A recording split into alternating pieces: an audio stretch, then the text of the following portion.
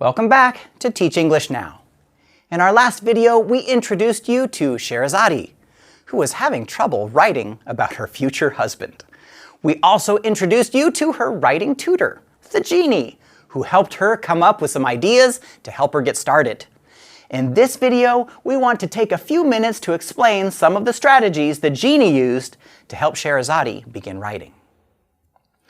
As with many other aspects of teaching language, our purpose as writing teachers is to equip students with a set of skills they can use to write successfully in whatever language context they find themselves in. One very important set of skills your students will need is a group of strategies they can employ to help them produce better quality writing. It's a sort of toolkit, if you will, full of tools they can pull out when the need arises. Before we talk about these specific strategies, however, there are two things we need to discuss. First, I want to introduce you to the 6 traits of writing. The 6 traits refer to characteristics of quality writing that teachers look for and that are found in good writing. The 6 traits are ideas, organization, voice, word choice, sentence fluency, and conventions. Let's talk quickly about these first 2 traits, ideas and organization. As we said in Module 3, it is important to go global, or focus on the ideas and organization first, before focusing on other parts of writing. Why do I say this? Well, language teachers are notorious for focusing on grammar and conventions, on details, instead of focusing on meaning first. So be careful. Remember to focus on what matters most first. Now, let's talk about another way to think of the 6 traits.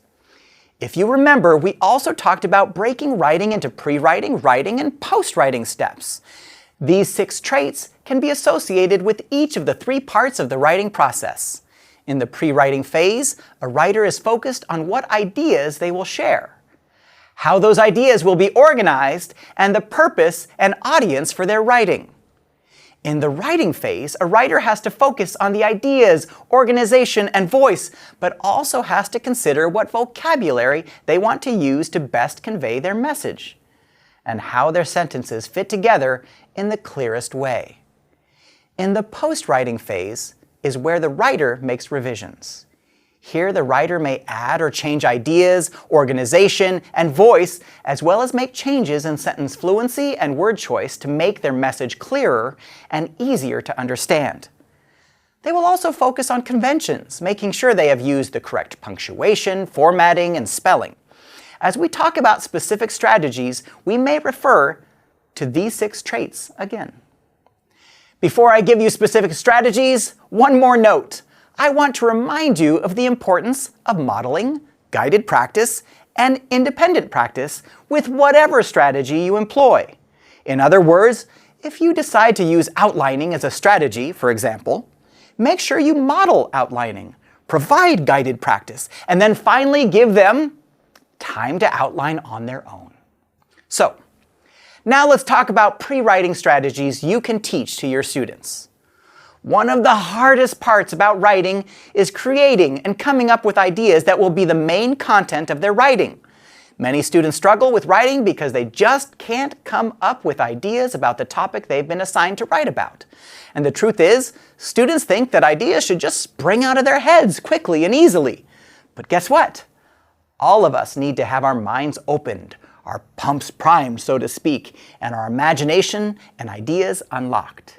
You, in a real sense, are a genie, working your magic to unlock student minds. So, how do you do it? First, good writing is good reading. Many students lack world knowledge about the topic. They simply don't understand what nuclear energy is, for example, and thus they can't write about it. In order to help students overcome this problem, you need to help them learn how to build up their schemata about the topic. And one excellent way to do this is by reading. Once again, good writing is good reading. Teach students how to find articles on the internet or in the local library about the topic they are writing about. Students can also learn about a topic by interviewing experts. A so-called expert can simply be someone that knows more about the topic than the student. This could be a classmate, a family member, a teacher, and so on. Of course, it could also refer to someone who is truly an expert on that topic. The point is to help students learn what resources are available to them and how to find what they need in order to learn about the topic they are writing about. Second, good writing is good thinking. Even though students have sufficient world knowledge about a topic, they often can't pull those ideas out of their head and narrow them down without some amount of just plain old good thinking. In this case, your job is to help students think about what they know and whittle down their ideas into something usable. This is often called brainstorming. One excellent way to help students brainstorm ideas is to have them simply write down everything they know about a topic. Some people call this free writing. Free writing is simply writing down information about a topic, such as definitions, descriptions, comparisons, and so forth. This can be in the form of essays, newspaper articles, instructional texts, and many other formats. The point of free writing is to help students simply get everything they know about a topic out of their heads and down on paper so they can see it all in one place. As E.M. Forster once said, "How do I know what I think until I write?" In other words, good writing often comes from, well, writing. But free writing, writing without a thought of organization, writing as an act of just thinking and getting your ideas out. Isn't it weird that sometimes you might write things down and go, "Wow, I didn't even know I thought that." Or, "I didn't realize I knew that much." That is the power of free writing. Finally, good writing is good speaking. A third strategy to help students come up with ideas is to have them share their ideas with others in a group discussion or group brainstorming session. In this sense, good writing is good speaking. In this method, you might have students complete a free write or brainstorm and then have them switch papers with one of their classmates and do a free write or brainstorm on one of the ideas in their classmate's paper. Or you may ask students to find a partner and just spend 5 minutes talking about their topic while their partner takes notes on what they said.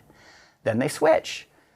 Partners can also come up with additional ideas about a topic that maybe the student hadn't thought of. As we mentioned in our last module, even great writers don't just go it alone. Don't be afraid to have students work together to come up with ideas for their writing assignments. Well, I hope you find these pre-writing strategies useful. There are, of course, many other strategies and methods you and your students can use to come up with interesting ideas to write about. You may want to ask your colleagues what strategies they use. Once your students have come up with their ideas, they are ready to start thinking about how to group those ideas together and organize them into a cohesive composition. In our next video, we'll get a chance to see how Scheherazade and the genie organize ideas about her future husband. See you then!